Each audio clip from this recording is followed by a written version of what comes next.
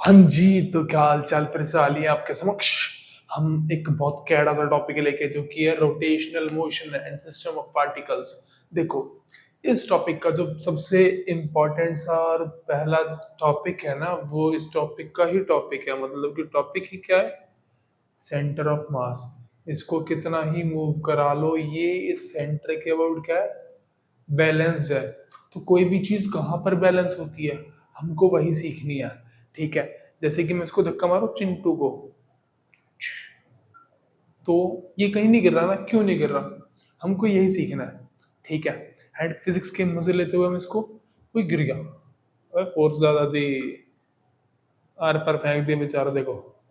तो ये क्यों नहीं गिर रहा, ये कितना बैलेंस है, कब तक बैलेंस रह पाएगा एंड कब गिर जाएगा, इसकी भी एक लिमिटेशन है, ठीक है?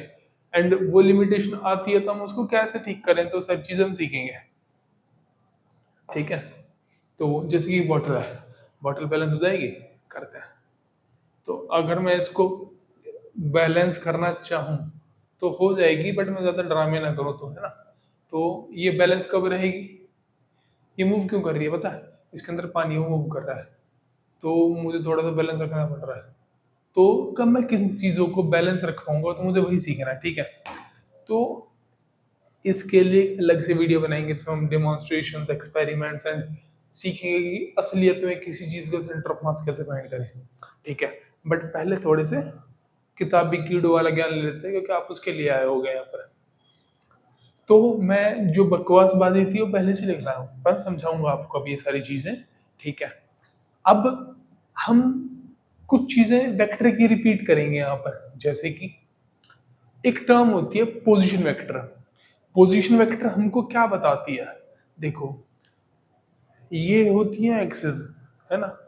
मैं यहाँ से किसी डिस्टेंस पर रहूंगा ना, ऊपर हूँ, नीचे हूँ, इधर हूँ, उधर हूँ, कहीं होऊंगा, तो मेरी पोजीशन के बारे में कहाँ से, इस ओरिजिन से बताते हैं कौन? Position vector. तो ऐसे ही हमने ना दो पार्टिकल्स माने हैं, एक पार्टिकल 1 जिसका मास m1 है एंड एक पार्टिकल 2 जिसका मास m2 है। ये इस बेचारे ओरिजिन से किसी डिस्टेंस पर होंगे, होंगे बिल्कुल होंगे। तो ये जो डिस्टेंस है एंड किस तरफ उस पोजीशन बना रहे हैं उससे, तो वो कौन बताएगा हमको? पोजीशन वेक्टर, ठीक है जी? ऐसे ही हमारे पास में एक दूसरा पार्टिकल है जो कि किसी पोजीशन पे होगा, उसकी पोजीशन क्या है हमारे पास? ओरिजिन से उसकी पोजीशन है r2। बहुत बढ़िया, ठीक है जी। अब इनके अलावा, ये तो मुझको पोजीशन में चल गई, इन पार्टिकल्स के साथ हो क्या रहा है? अब जो मेरा पहला पार्टिकल 1 है ना, उस पर मैं जाता हूँ बाहर से और उस पर एक धक्का मार देता हूँ, ये ले। तो मैंने बाहर से क्या और एक फोर्स अप्लाई कर दी। उस फोर्स की वैल्यू मैंने यहाँ लिखी भी है कि टोटल फोर्स ऑन पार्टिकल 1 मैंने टोटल लिखी है, पर अब टोटल क्या बताते हैं? देखो, जो पार्टिकल 1 है उस पर मैंने एक बाहर से फोर्स अप्लाई करी है, F1 एक्सटर्नल, मतलब कि एक्सटर्नल फोर्स ऑन पार्टिकल 1, ठीक है भाई? ऐसे ही मैंने इस बेचारे पर भी बाहर से एक फोर्स अप्लाई करी है, जिसको क्या लिखना चाहिए मुझे? लिखना है ना F2 एक्सटर्नल, मतलब एक्सटर्नल फोर्स ऑन पार्टिकल 2। बहुत बढ़िया। अब मैं इन दो पार्टिकल्स का जो बीच का ये गैप है ना, मैं इसको ज्वाइन कर देता हूँ,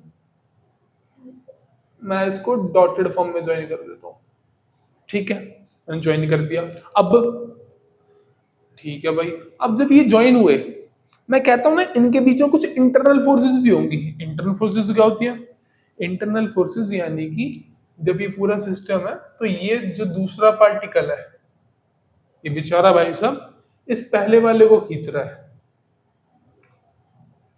और जो पहला है वो दूसरे वाले को खींच रहा है, ठीक है? अब मैंने यहां पर लिखा है कि force applied by particle 2 on 1, ये कितनी है? F12 के इक्वल, यानी 2 ने जो 1 को खींचा वो कितनी है? F12 लिखी है मैंने उसको, ये लिखी, ठीक है? And force applied by particle 1 on 2, यानी 1 वाले ने जो 2 को अपनी साइड खींचा वो कितनी है? F21। छोटी छोटी सा हो गया, वो सही कर देते हैं भाई। ये बेचारी है F21 और ये बेचारी है F12। अब आपका यहाँ पर कार्यभार इतना बढ़ाएंगे हम कि आप हमको बता पाए कि जो टोटल फोर्स है ना, अगर मैं टोटल फोर्स निकालना चाहूं फर्स्ट पार्टिकल पर, और सेकंड पार्टिकल पर, क्या आप बता पाएंगे? ठीक है, चलो मैं आपसे ना ये सिंपली पूछ लेता हूँ कि इस पूरे सिस्टम की टोटल फोर्स कितनी है? कितनी है? ये चार फोर्सेस दिख रही हैं, एक तो ये और ये। ठीक है भाई, तो मैं मान लो एफ लिख रहा हूँ, एफ को मैं बोल रहा हूँ टोटल फोर्स किसके इक्वल है? एक तो F1 एक्सटर्नल, बहुत बढ़िया, और वन पे क्या है? वन की दो फोर्सेस है, F1 एक्सटर्नल और F1 टू। फिर टू की बात करें तो F2 एक्सटर्नल बैठी है भाई, और दूसरी कौन सी बैठी है? F21 बैठी है। ठीक है भाई साहब, इन सब पे वेक्टर के तीर मार देते हैं, क्योंकि कौन सी क्वांटिटी होती है? वेक्टर क्वांटिटी होती है। बहुत सही। अब समझते हैं थोड़ा सा। अब हमारे पास ना एक बाबा जी थे, हमारे पास क्या थे, मतलब चल बसे बेचारे, हमारे पास एक बाबा जी थे।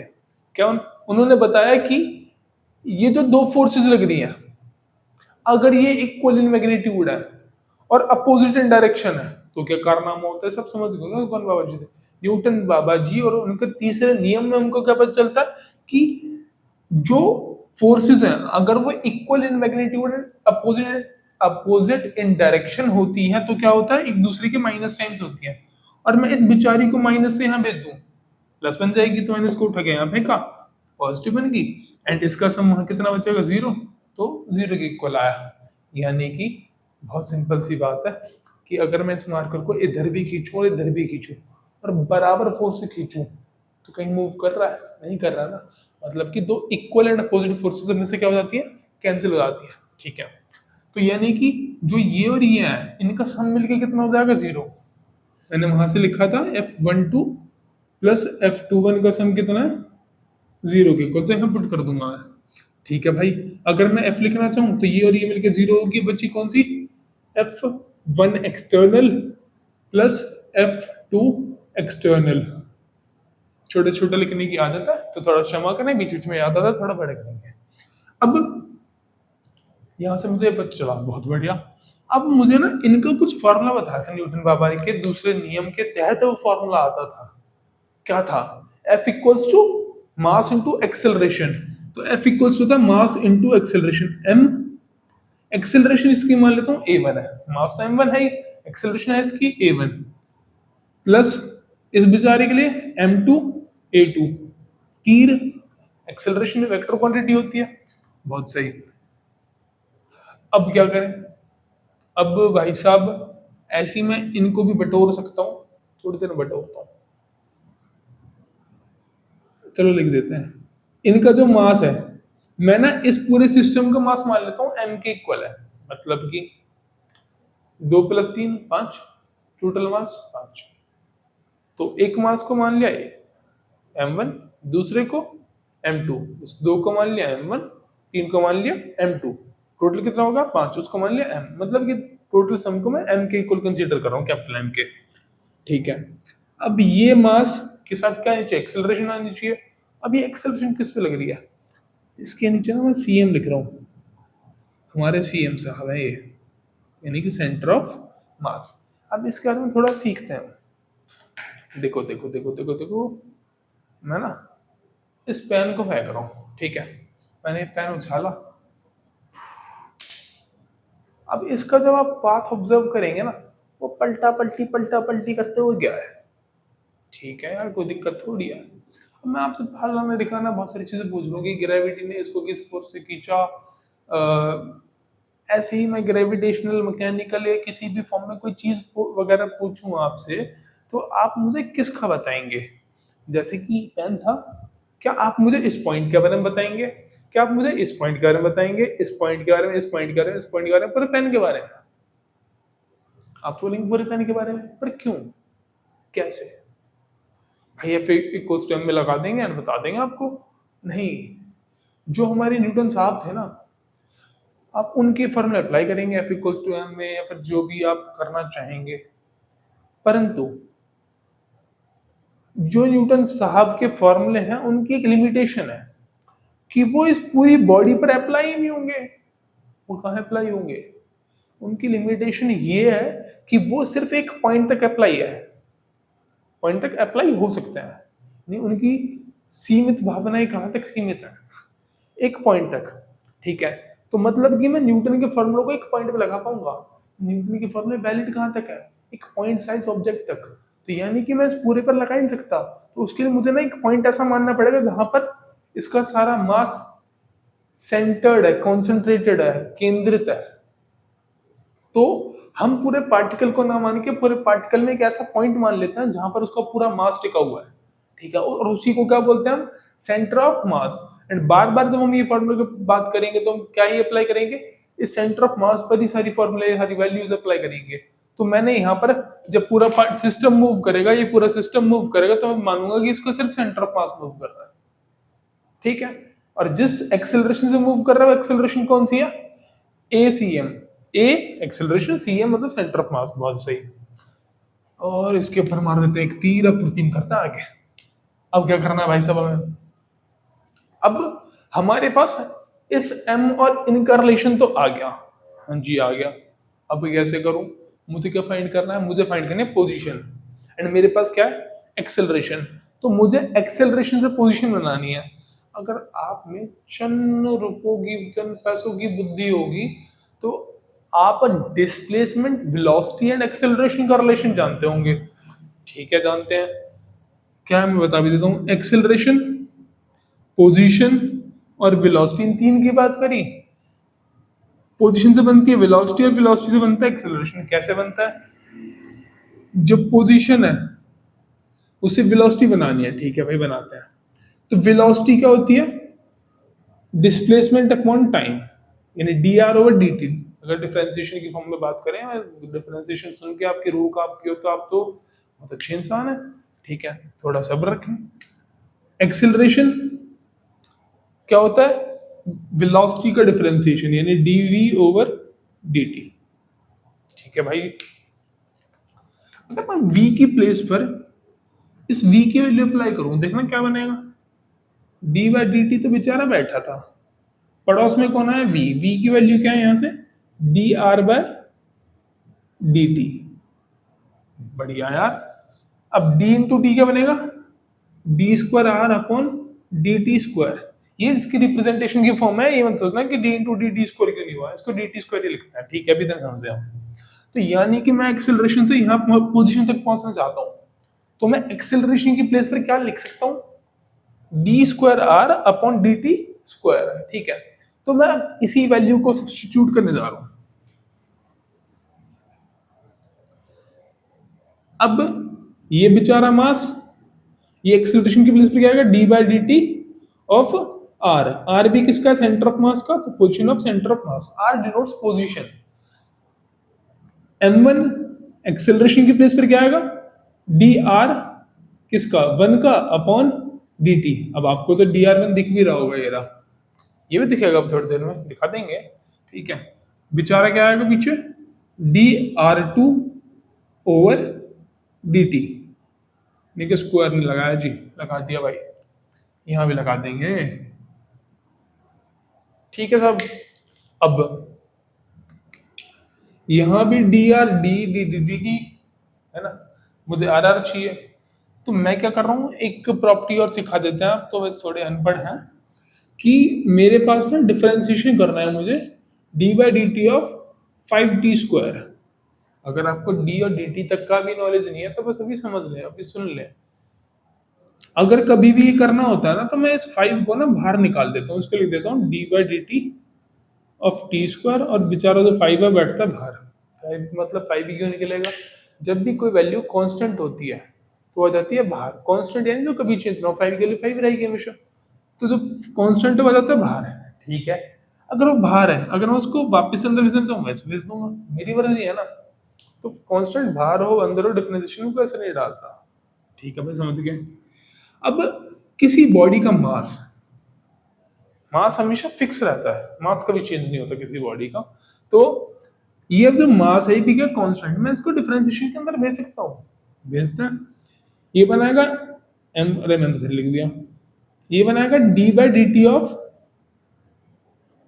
स्क्वायर के साथ m1r1, ठीक है, प्लस यहां पर भी same D by d t square, square square लगाते रहना, मैं भूल जाता हूँ, m2r2, यहाँ पर भी क्या होगा, इस m को फेंक के मारेंगे अंदर, d square over d t square of m r position vector of center of mass. ठीक है जी। अब मैंने बोला मुझे पोजीशन फाइंड करनी है, मुझे तो आर फाइंड करना है ना, इस इन सब का कोई काम नहीं है। तो मैं यहाँ D square by d t square, ये भी D t square by d t square, जब ये मुझे दिख रहा था कॉमन लेके उड़ा लूँ ना। अभी ऐसे ही बोल रहा हूँ कि कॉमन लेके उड़ा लूँ, तो उड़ा के देखते हैं भाई। मैं ना इस वाले पोर्शन को मिटाना चाहूंगा, कृपया आप स्क्रीनशॉट वगैरह ले लें एंड क्लिक कर लें। एक लाइन बच सकती है नीचे, मैं एक और लिख देता हूँ। चलो, तो जब मैं कॉमन लूंगा तो d square upon d t square of m r c m, हमारे सी एम, ये क्या बनाएगा, d square upon d t square of m one r one, छोटू छोटू एम, छोटू छोटू m one r one plus m two r two. ठीक है जी। अब ये भाई साहब इन भाई साहब को बहुत मारेंगे और काट पीट लेंगे। अब मैं मिटा रहा हूं, कृपया आप क्लिक कर लीजिए, किसी कर लीजिए। बहुत बढ़िया। अब सुनो, पृथ्वी बढ़ाते, पृथ्वी में बहुत स्लो स्लो चल रहा है।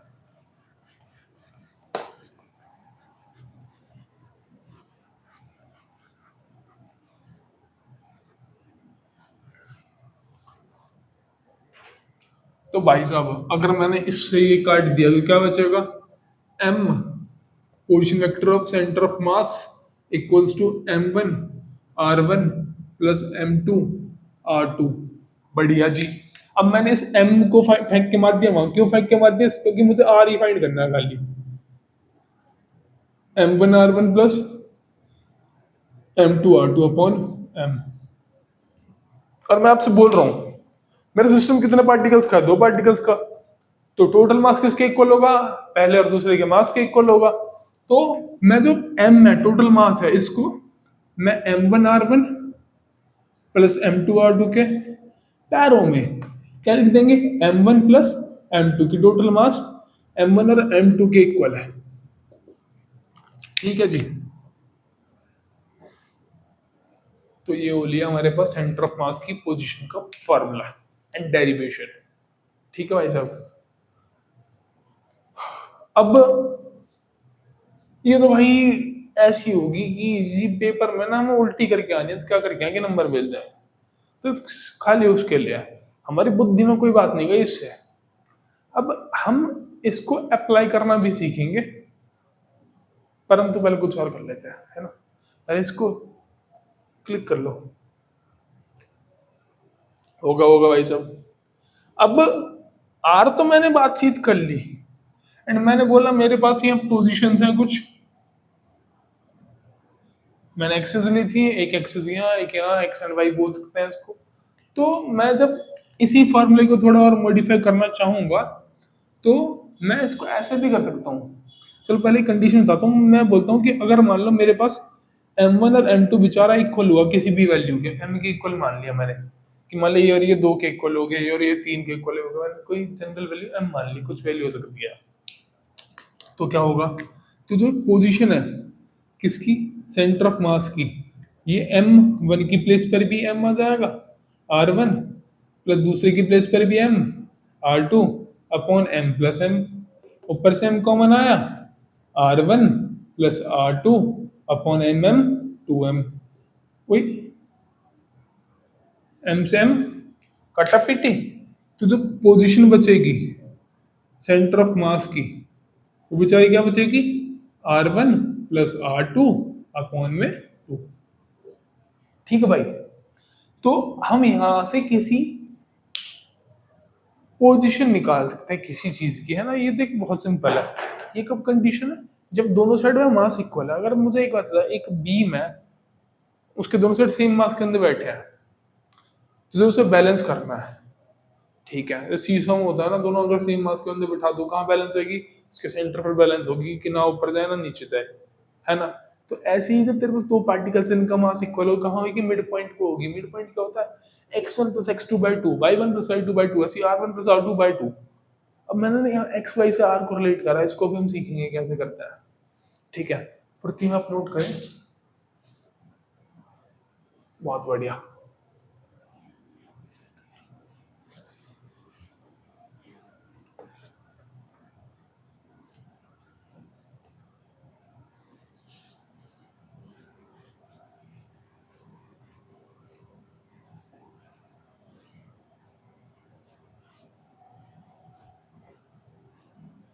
अब अगर मैं आपसे बोलूं कि जैसे मेरे पास यहाँ दो पार्टिकल्स हैं, इन दो की जगह कई सारे पार्टिकल्स हो, ठीक है, तो कैसे होगी भाई? अगर मैं बोलूं दो से ज्यादा पार्टिकल्स हैं, तो बहुत सिंपल काम है। देखो अभी मैंने लिखा पोजीशन ऑफ सेंटर ऑफ मास, क्या थी? m1 r1 plus m2 r2 plus m3 r3। तीन के लिए लिख दिया, चार के लिए हो तो m4 r4 लगा दो, पांच के लिए m5 r5 लगा दो प्लस करके। ऐसे ही अगर n हुए तो up to mn rn। Upon में भी क्या, जितने ऊपर थे उतने नीचे आएंगे, m1 plus m2 plus m3। और कहाँ तक चेंज चलेगी? mn तक। सिंपल भाई, बहुत बढ़िया। तो n पार्टिकल कब निकाल लेंगे? दो कब निकालेंगे? दो से ज्यादा कब निकाल लेंगे? अब निकालने कैसे?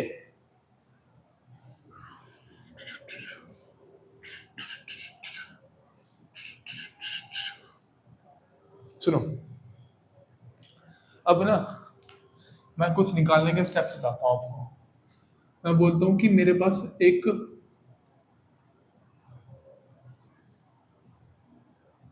यहाँ पर मास मान लिया मैंने 2 किलो का,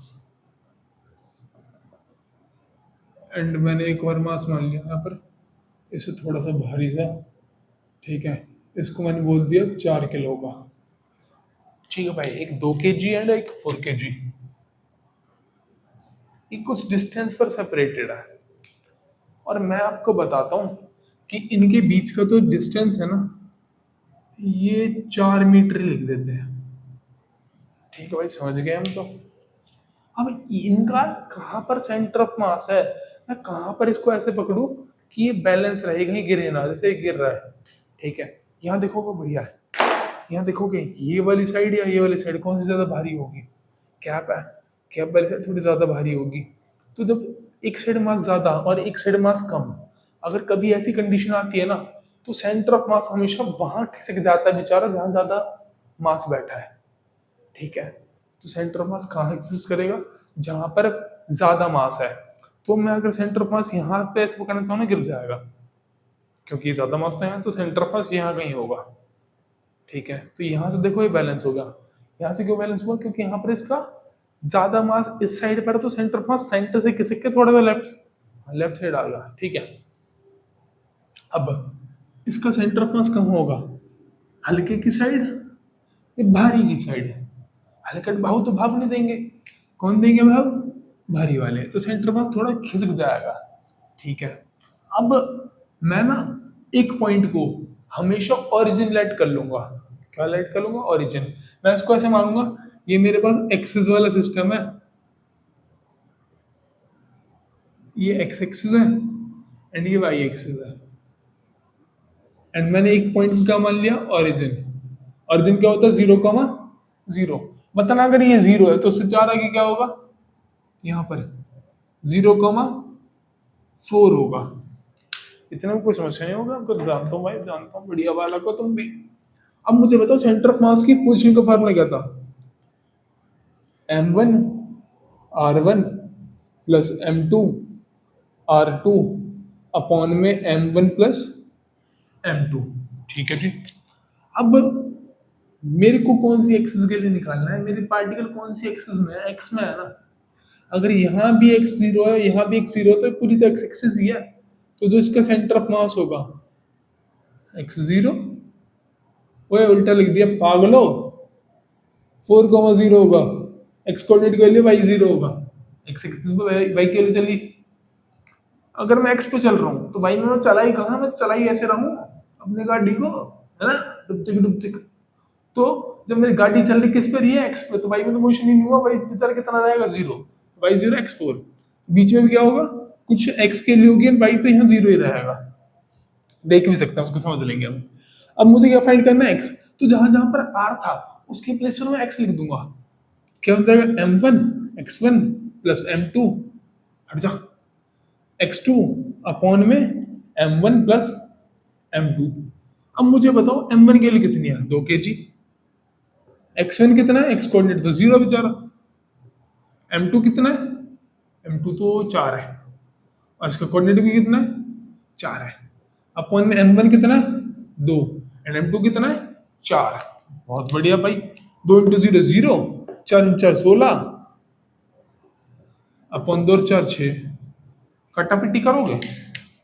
बढ़िया, वो तो मैंने कहा मन में।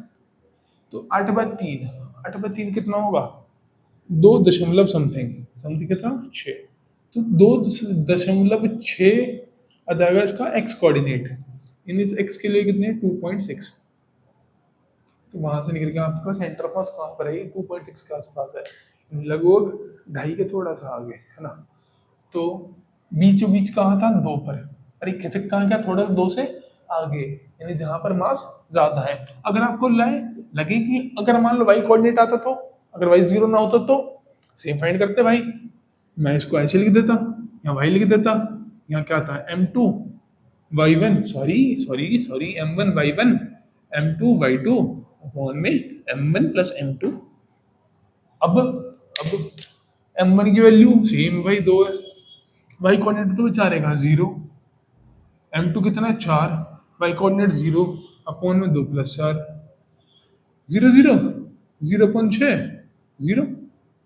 अगर कुछ और होता 0 की प्लेस में भाई पुट कर देना, कौन मना कर रहा है। तो आपको काम खाली इतना करना है। अब मुझे बताओ सेंटर ऑफ मास के कोऑर्डिनेट क्या है। जो सेंटर ऑफ मास है उसकी जो पोजीशन है वो कितनी आई, एक्स कोऑर्डिनेट आया 2.6 या 8/3, वाई कोऑर्डिनेट 0। इतना ही फाइंड करना होता है आपको। तो यहाँ पर हमने 2 पार्टिकल्स का सेंटर ऑफ मास कैसे फाइंड करना है वो सीख चुके हैं। ठीक है, मीठा मुटी कर देते हैं, नोट वोट करना है तो कर लो, फोटो वोटो खींच लो, बढ़िया।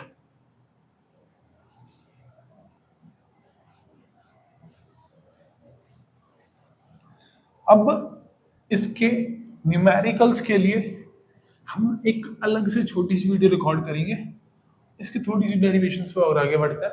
बस मैंने आप थोड़ा सा लैग ना करो क्योंकि आपकी बुद्धि थोड़ी अच्छी है, तो मैंने थोड़ा सा करा दिया है।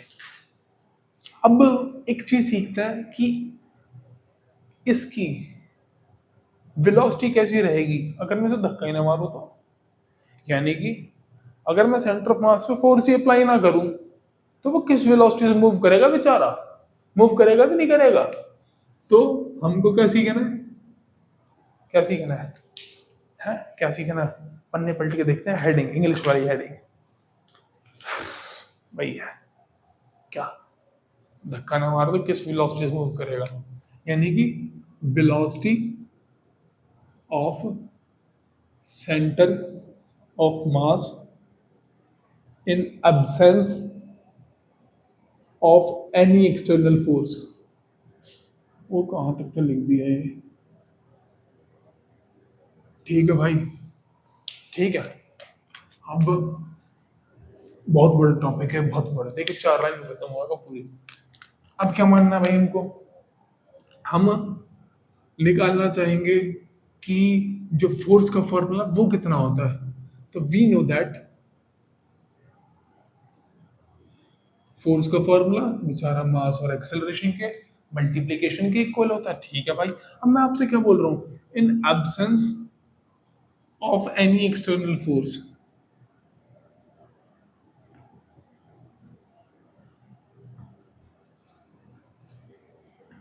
मतलब फोर्स की वैल्यू कितनी है 0, तो मास इंटू एक्सेलरेशन कितना होगा 0।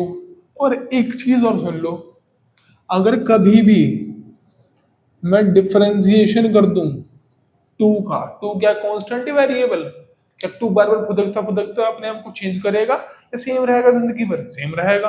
तो अगर मैं किसी भी कांस्टेंट का डिफरेंशिएशन करता हूं हमेशा 0 आता है। यार आपने तो बताया थी कांस्टेंट बाहर आ जाता है, बाहर आ जाता है, अंदर आ जाता है, थोड़ी देर पहले तो ये पढ़ रहे थे। अबे पागलों, अगर कांस्टेंट किसी वेरिएबल के साथ हुआ तो वो बाहर आ जाएगा, अगर वो किसी के साथ ना हुआ, उसका हमसफर कोई ना हुआ, तो अकेला मर के 0 बन जाएगा। ठीक है, अगर इसकी जैसे कोई पड़ोस में दिखे डी टी है ना, तो टी दिखे तो मान लेना वेरिएबल साथ में है, तो वो 2 बाहर आएगा, 0 नहीं बनेगा। पर इसके जैसा कोई पड़ोसी नहीं मिला, उसको कोई हमसफर नहीं मिला, तो बेचारा 0 बन जाएगा।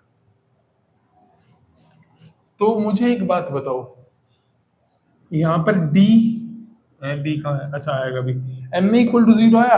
हमने एक फॉर्मूला पढ़ा था, एक्सेलरेशन क्या होता है, d v over d t, है ना, d v over d t होता है एक्सेलरेशन। मास यहाँ पर मल्टीप्लाई में हो जाएगा तो डिवाइड में, 0/m 0 बना लेगा, या फिर मास कभी 0 हो नहीं सकता, ठीक है। तो d v over d t क्या बनेगा, 0, ठीक है जी।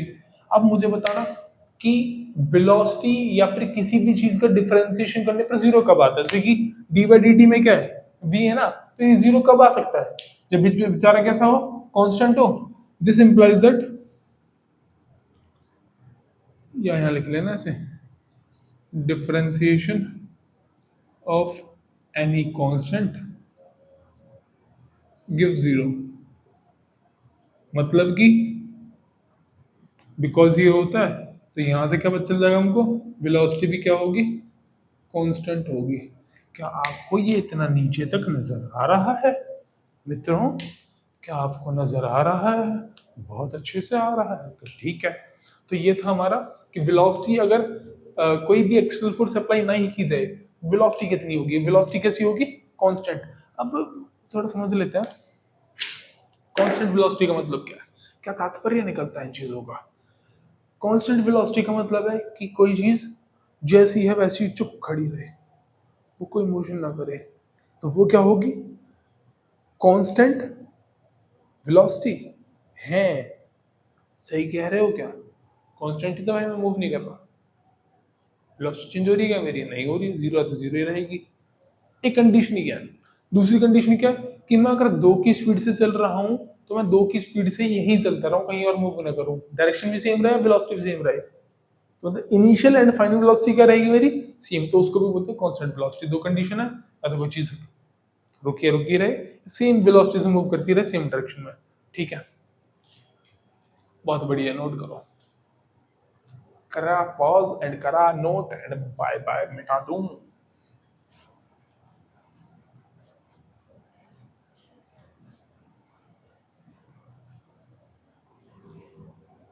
अगला पढ़ना है हमको बेचारे का मोमेंटम कंजर्वेशन, ठीक है।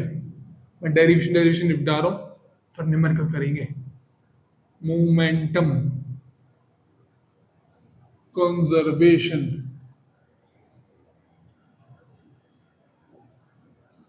ठीक है जी। इसमें क्या करना है, अब मैं ना मान लेता हूं मेरे पास कुछ नंबर ऑफ पार्टिकल्स है, मैं बोलता हूं कंसीडर नंबर ऑफ पार्टिकल्स, ठीक है, कंसीडर सम पार्टिकल्स, कौन से पार्टिकल्स है, बोलता हूं consider n number of particles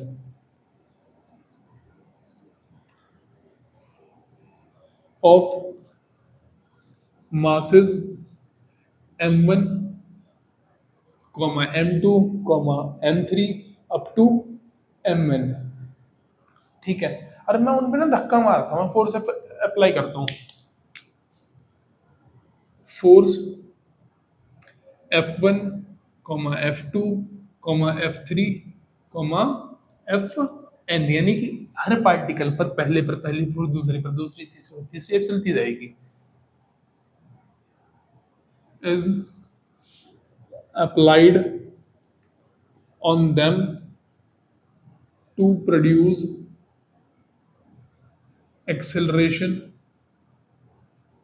acceleration क्या आ जाएगी फिर, a1, a2, a3 up to an, ठीक है। ऐसी वेलोसिटी v1 v1 होगी, ठीक है। भाई साहब अब एक बात बताओ मुझे, इतना तो मैंने कर दिया, अगर मैं आपसे फिर से वही बात बोलूं कि in absence of any external force, यानी अगर कोई एक्सटर्नल फोर्स ना हो, यानी बाहर से फोर्स कोई अप्लाई नहीं हो रही, या फिर टोटल फोर्स कितनी हो जाएगी, 0, टोटल फोर्स हो जाएगी 0, सही बात है, तो कोई फोर्स अप्लाई नहीं है तो ठीक है। अब टोटल फोर्स में कौन कौन आएगा, ये सब मिला के कितना होना चाहिए, 0 होना चाहिए। करते हैं F1 plus F2 plus F3 up to f n सब मिला के आना चाहिए 0।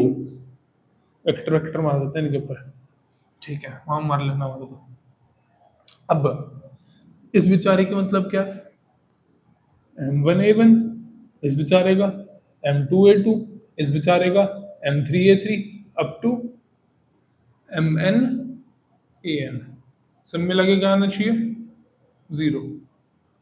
ठीक है जी। अब इसका भी कोई मतलब निकलता होगा, वेलोसिटी के सेंस में होता है कुछ, क्या होता है, इसका फॉर्मूला होता है dv1 अपॉन dt, इसका dv2 अपॉन dt, इसका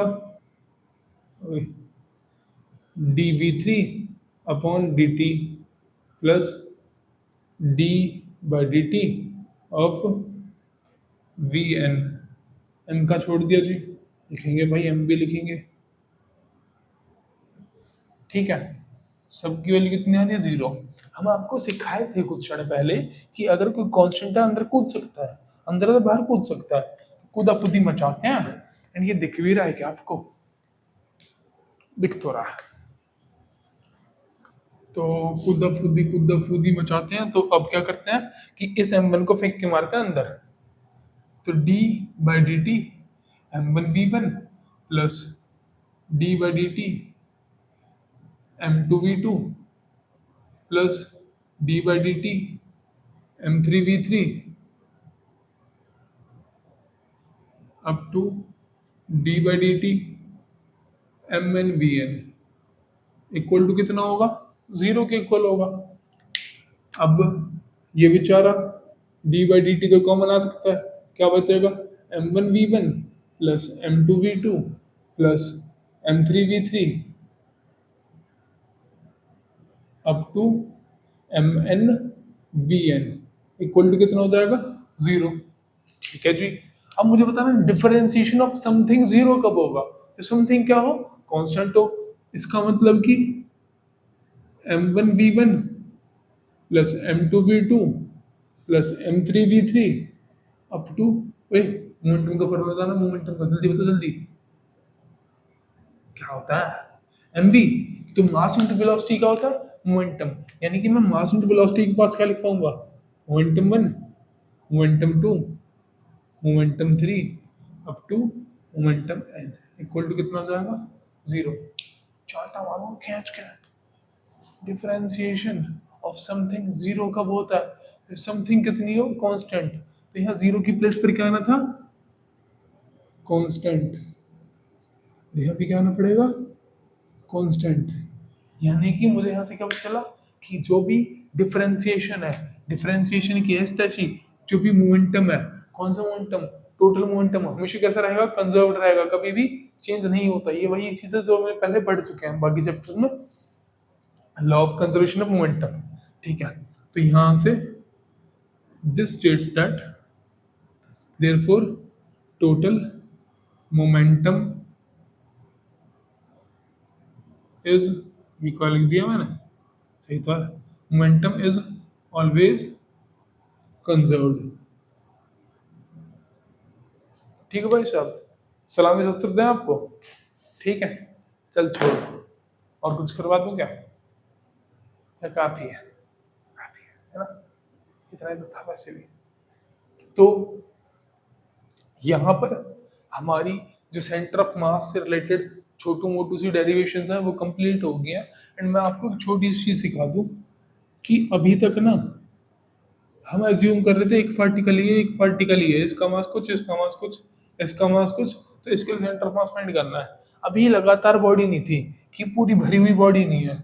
अगर पूरी भरी हुई बॉडी आ जाए तो क्या करेंगे आप, इसको बोलते हैं कॉन्टिन्यूस बॉडी, फिर कॉन्टिन्यूस मास डिस्ट्रीब्यूशन आ जाए तो क्या करेंगे आप। यहाँ पर तो इसके इस छोटे से हिस्से में भी मास है, यहाँ भी मास है, यहाँ बीच में भी मास है, तो पूरी बॉडी में मास फील्ड है। तो जब भी आपके पास ऐसा कोई कॉन्टिन्यूस मास डिस्ट्रीब्यूशन आ जाए, ठीक है, तो उसमें क्या करेंगे आप, इसमें क्या करते हैं हम, एक है ना छोटा सा हिस्सा मान लेंगे,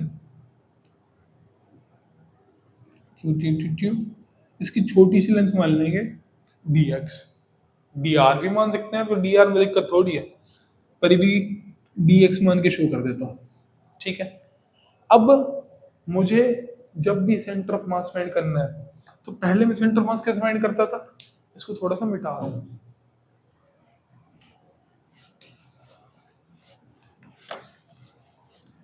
थोड़ा सा जी पूरा मिटा दिया आपने तो, क्या बात है। तो अब मैं यहाँ पर क्या है, पहले जब सेंटर ऑफ मास फाइंड करता था तो मैं क्या करता था, m1 r1 plus m2 r2 plus m3 r3 ऐसे करता रहता था जहां तक जाना है मुझे। और नीचे क्या आता था, m1 plus m2 plus m3, और जहां तक चल रहे हो आप चलते जाओ। इसको हम कैपिटल M से डिनोट कर देते थे, ठीक है। मैं आपके लिए भी कर भी देता हूँ, चाहता हूँ आपको बुरा ना लगे। अब जब मैं इंडिविजुअल वैल्यूज को अलग अलग करके ऐड कर रहा हूँ तो मैं ना उसको कुछ इस फॉर्म में लिखवाऊंगा, सिग्मा।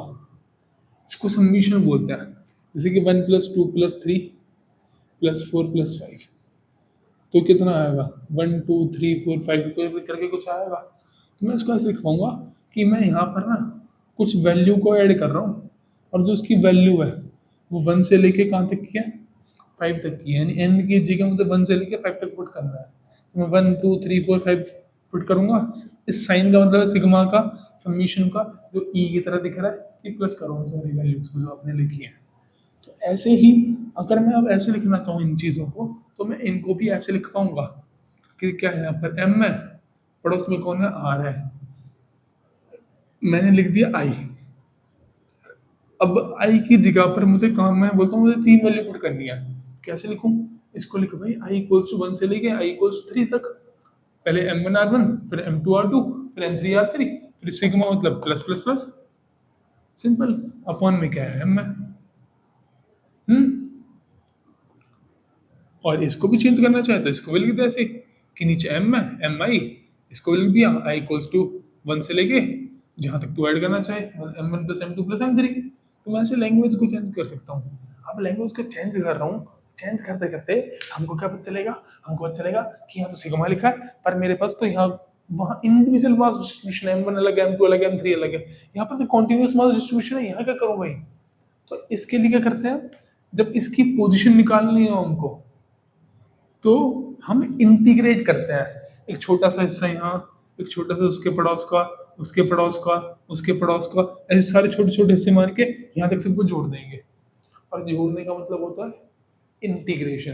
तो हम क्या करेंगे, इंटीग्रेशन करेंगे किसकी, dx की, dx की नहीं, मैं इसको एक छोटा सा मास dm मान लेता हूँ। dm मानू dx मानू, आप बताओ क्या मानू, है dm मान लेता हूँ, ठीक है। और ऐसी मैं इसकी पूरी लेंथ मान लेता हूँ x है, जिसको मैं dm की फॉर्म में लिख पाऊंगा। तो मैं इसको x dm लिख सकता हूँ, एंड अपॉन में क्या रहता है इसके, टोटल मास। तो मैंने जो चीज़ वहां लिखी थी मैं अभी भी वही लिख रहा हूँ। पहले सिग्मा लिखता था, अब मैं क्या लिख रहा हूँ, इंटीग्रेशन। और यहाँ पर x लिख रहा हूँ तो यहाँ x लिख दूंगा, यहाँ y लिखना चाहूँ तो यहाँ y लिख दूंगा, यहाँ r लिखूंगा तो यहाँ r लिख दूंगा। तो मैं इसी फॉर्म में अपना कॉन्टिन्यूस मास डिस्ट्रीब्यूशन को भी फाइंड कर पाऊंगा। तो ये समझ गए तो ठीक है, कोई दिक्कत नहीं है। वरना हम नेक्स्ट वीडियो में, नेक्स्ट क्लास में कुछ क्वेश्चंस करेंगे, तब देख लेंगे। मिलते हैं फिर, बाय बाय।